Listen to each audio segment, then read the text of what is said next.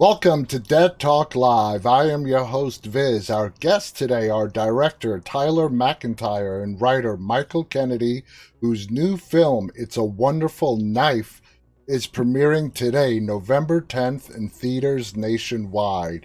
Michael, Tyler, thank you so much for joining us, and congratulations on this film, which, like I told you before, I really enjoyed. How are you guys doing today? Doing Good. great. Thanks so much for having Yeah. us. Oh, Yeah. Thanks for having us. thank you for coming on here, and let's get right to it. Michael, let's start with you. You wrote this film. What inspired you to take a Christmas classic like It's a Wonderful Life and make it into this fun, entertaining slasher horror film? There's a couple things. I was looking to write a Christmas horror movie after Freaky, and in lockdown, I was wanting to write a Christmas movie. I was wanting to write something with a little bit of fantasy and happiness too. So I started thinking about, the way I worked on Freaky was taking an old comedy. So I started thinking like, what are some of these old Christmas movies that I could maybe play with? And I started thinking about how actually my dad loved It's a Wonderful Life. It was Hmm. his favorite movie. And I started just thinking about him and how much that movie meant to him and our family. And he had passed away in 2018. So I started reminiscing about him and started reminiscing about my time on Freaky. I loved every aspect of making Freaky. Working with Chris Landon was a dream come true, and just had such a great time on that film that I kind of wanted to play in the same space. Uh-huh. So then when I sat down to watch It's a Wonderful Life to kind of study it, even though I know it really well, I was like, yeah, I think this is a good template to make a fun, weirdly heartwarming slasher movie. It And I worked. wanted it. Yeah, it worked weirdly. Now, Tyler, you're the director. At which point did you and Michael hook up and you became the director of this project? Yeah, I mean, I met Michael like a little bit after Freaky came out, and because I think people were drawing sort of parallels between a movie I made called Tragedy Girls and Freaky, and they kind of had sort of similar kind of games going on, and that they're sort of kind of energetic slasher movies, and kind of setting up different types of genre expectations in that sense. And but then Michael had already written the script and had been kind of working on it for a while and had brought on Divide and Conquer, who I knew a little bit, who are some of the producers who did like Megan and like the Black Hmm. Christmas remake, and they worked together on Freaky. And I've been sort of trying to find a project to do with those guys, and then and Seth Kaplan as well, who is one of the other kind of lead producers on it. And so they sent me the script and invited me to kind of meet on it, and I just kind of fell in love with it. Like a lot of the stuff that I write tends to be pretty cynical, and Hmm. so I really welcome the chance to do something that had a more sincere kind of heart to it, and then kind of and there's something fun about trying to make a horror movie that kind of ends up in a positive place. Yeah. Not no spoilers, I guess, but the there's like an uplifting element to it that I thought was a kind of a fun challenge to do with a horror story, and it kind of would allow me to use certain tools that I already had, but then also kind of build in other ways, and so we started working together and started sharpening a lot of like the satire of it, and kind of building out the sequences and kind of collaborating on the type of performers we wanted, and then it led to a pretty fun kind of collaboration over a couple of years. Absolutely. Now, Michael, Tyler made an interesting point. I mean, I personally believe if you're going to make a holiday horror film, I think it should be exactly like It's a Wonderful Knife. It's fun. You don't want to be depressed and come out there like, oh my God, it's the end of the world. Now, compared to It's a Wonderful Life, there are a lot of parallels to It's a Wonderful Life to this film. What was one of the themes from It's a Wonderful Life that you wanted to grab with this film, build upon, and make it sort of the fun horror slasher movie type? Well, the biggest thing is, George Bailey doesn't see what his life is like or what the town of Bedford Falls is like without him until like the last 20 minutes of the movie. Mm-hmm.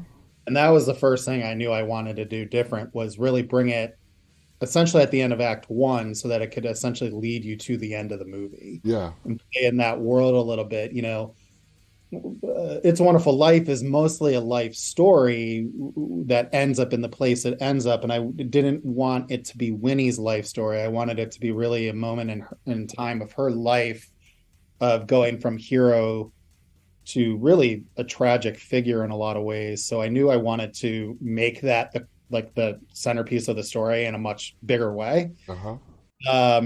And that also led me to some It's a Wonderful Life stuff, where we then got to upend like the slasher convention that kind of started with Scream, where like you have a kill in the first 10 minutes and you don't find out who the killer is until about 2 hours later. So we got to upend that by, we reveal the killer in the first 15 minutes of the movie, which is different. And the first 15 minutes almost plays like a mini slasher movie.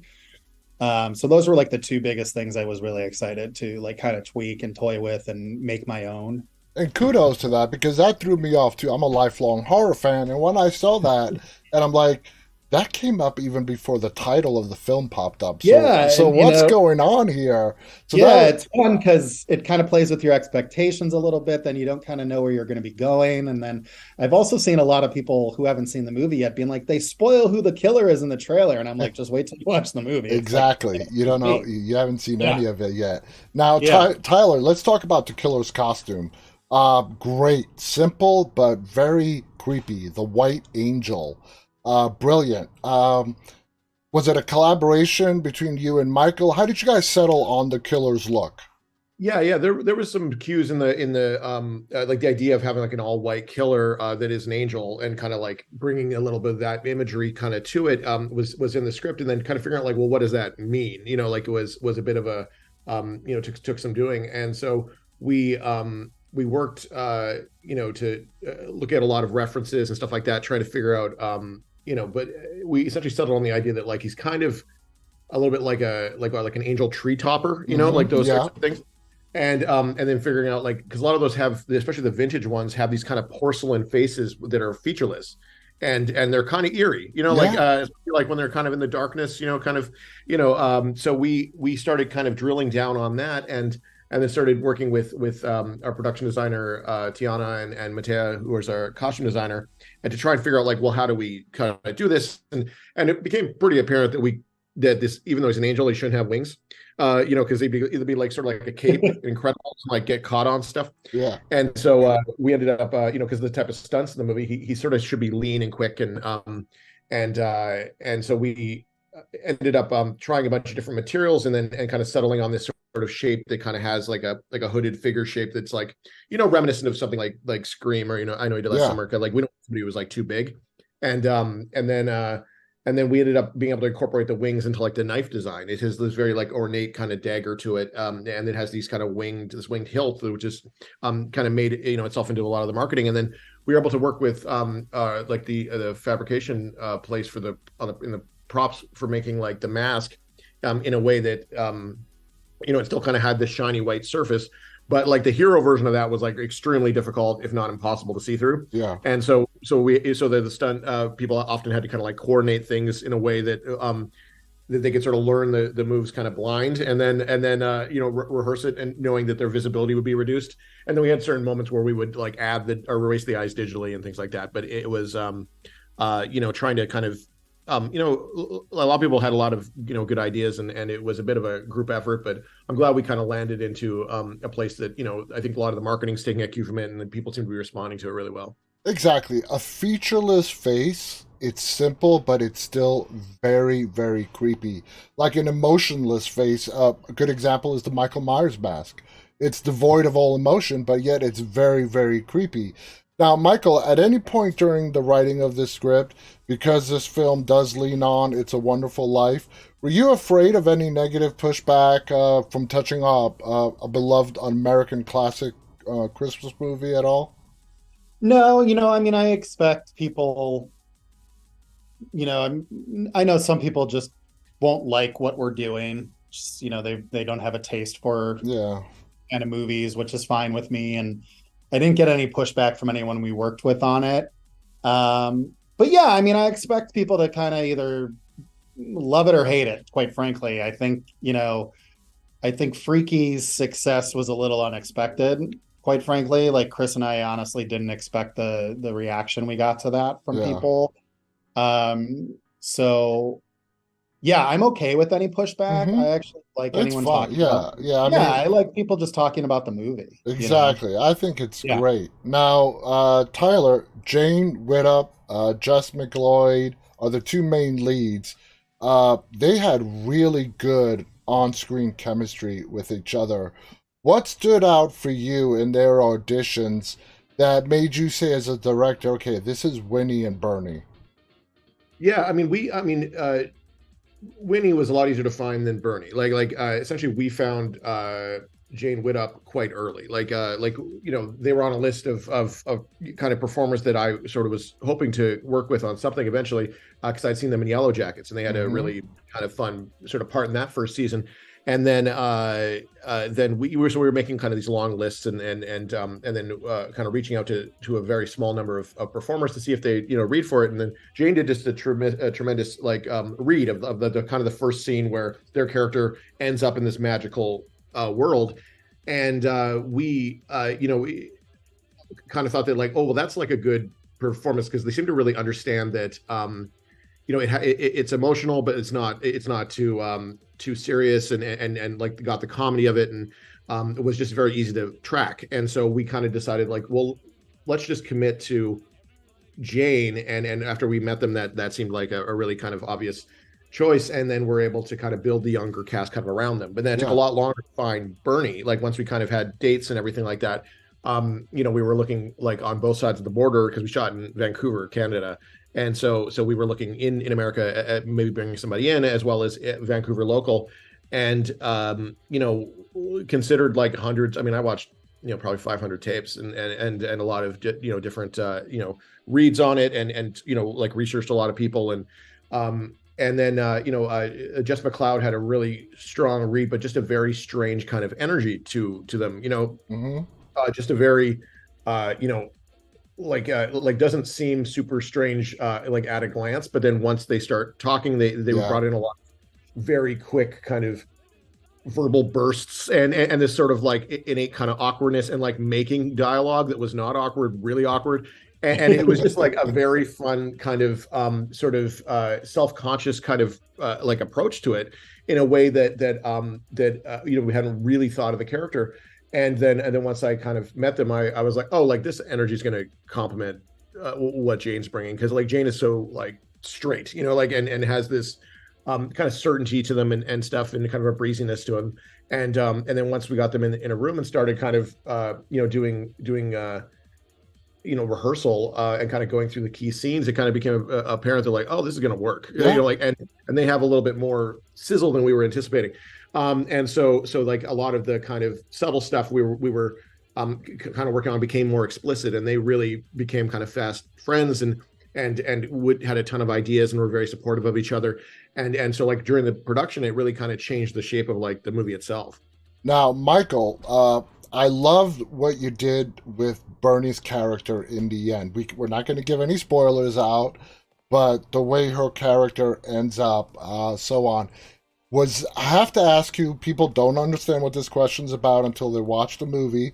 Hopefully, they'll come back and watch this interview to see your answer. But was that your original ending for Bernie, or did you change that? It's hard to say without spoiling anything, but everything that happens with Bernie was the plan. Okay. And as Tyler just spoke, we found the other element that happens at the end with her and Winnie Yeah. during filming. Okay. Okay, That that makes makes sense. that makes sense to me. I've seen it. So, guys, And we it'll did make, it'll try make a some, lot of like, sense to you guys when you come back and watch this after you see the movie. Now, Tyler, Justin Long, the antagonist, versatile actor, longtime actor. Uh, Man, you guys with the makeup, you really made him look different with the teeth and the look. And his versatility as an actor really comes through. What were your thoughts of his portrayal as the antagonist in this film, which fans are not really used to seeing him in the antagonist role? Yeah, I mean, we were kind of hoping to go a bit big with the villain, like, and so we considered a lot. I mean, Justin was kind of in the discussion early on, but like it took us a long time to figure out like when we were shooting and like who would be best for it. And we went through a lot of different iterations of that character. Sometimes he was older, sometimes he was younger, sometimes we tried a couple drafts where that character was female, and it took us a long time, and eventually circled back around to Justin, when the availability kind of became apparent, and after we'd sort of established his younger brother, Sean Deppner, and so it ended up kind of being sort of working out because Justin was already in town, kind of shooting Goosebumps, and so we were able to sort of work things around his schedule. But yeah, like he came in with very, very strong ideas. I think because he has a like he's cursed with this boy next door good looks, that he just can't shake. And he I think is getting to the point where he could embrace those kind of different kind of middle-aged actor looks. And as we talked a lot about Michael Douglas from Wall Street sort of jerk, but kind of that like a small town version of that. Yeah. And we were taking a cue from the Hallmark villain plots, like the idea of it's always like a real estate scheme of some sort, and things like that are trying to so kind of moving these ideas around and then talking a lot about this sort of kind of artifice that this character has, and a lot of the ideas about how he looks kind of came from that, kind of a spray tan sort of thing. Like we weren't trying to get too Trumpy with it, but he has this very well coiffed kind of hair and the bright teeth. Yeah, and blue eyes, and you're so used to seeing Justin with dark eyes, and so even in real life, with blue contacts, it's like whoa, it's a tough, it's nothing to get used to. And so then he had a very specific voice that he was working on and stuff like that, and so we just for me as a director, it was more about trying to shape the kind of fountain of good ideas that he was kind of bringing to the table, and making sure that it didn't kind of not serve the tone of the film, but thankfully we're kind of, we had a big ceiling because of the type of, kind of supernatural movie it is. Exactly. Michael, were you happy with how Justin Long's character at the end on the final take, when you saw the final product, on how he came through on the screen? Yeah, I remember, I really was thrilled. And I now I'm like, there's no one else that could have done this. Yeah. No one else, I don't think would have attempted it, when he first was pitching us the idea of doing this unfettered capitalist asshole with a touch of preacher quality to him, with the look of Joel Osteen. Yeah. I'm not sure if you're familiar with Joel Osteen. Yeah. It was kind of his template. I remember being like, what the fuck is he talking about? Then when I heard the Joel Osteen part, when I heard that part, I knew exactly what he was going for. Uh-huh. And it comes across really well. I've seen a ton of reviews just calling out his performance as being fascinatingly unhinged in all the best ways. So yeah, it was definitely something I never expected, but now I couldn't imagine the movie without it. Yeah, me too. Tyler, what I thought one of the biggest character differentials between the two realities was the mother, Judy Carruthers. Vastly different between the two realities. Is that how you wanted it? And she did a great job portraying both realities. Why was that character altered so much and so affected by the events of the film? Yeah, no spoilers, but essentially they've gone through a loss, and so when they encounter their parents, when we encounter Winnie's parents in the alternate reality, they've both been through a fair amount of tragedy. The town itself has been through a lot of tragedy, and so we kind of have these discussions about how, where is every character in the kind of good world and the bad world. And that was a discussion I had with every actor, what elements are changing, and some people are a little bit, kind of the shadow versions of themselves. And then Bernie's in the center, where kind of the same in both places, and it is unchanged by this, but is, even kind of fighting the good fight. And just people are not are Winnie sees it in the one reality now that has perspective. And but whereas Judy, like, definitely, like, Aaron Boyce came in with a lot of ideas of like, in this very dark place, like, it just happened to catch her in the middle of a drunk stupor. Like, it's a very kind of fun space to be in, and I think kind of the opposite of what Aaron's often asked to do. And that was, a big thing that we were trying to do, is like, we're trying to use Joel McHale against type, Yeah. and like, Justin Long a bit against type, and trying to give those opportunities to actors who you make, maybe kind of fun to play other ways. And I think, Aaron's a good example of somebody who like came in with a ton of ideas about how to do it, and what the light and dark versions of this look like. Yeah. And it, like, did a lot of the pre-work, and then it was just easy to kind of slot in and work with the ensemble we were building. I want to thank you guys so much. For our audience, the movie is called It's a Wonderful Knife. Now, it is a Shudder original, but it is premiering today, November 10th, in theaters Yeah, it's in a nationwide. thousand screens across Yeah, the country. it's Yeah. nationwide. So Yeah. check your local listing. This is a fun slasher holiday film. You will definitely love this film.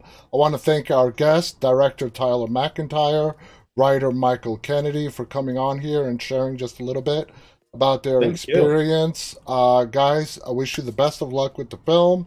I want to thank our audience. Thank you so much for tuning in. On behalf of Michael, Tyler, and myself, stay safe and stay walking. Bye, everybody.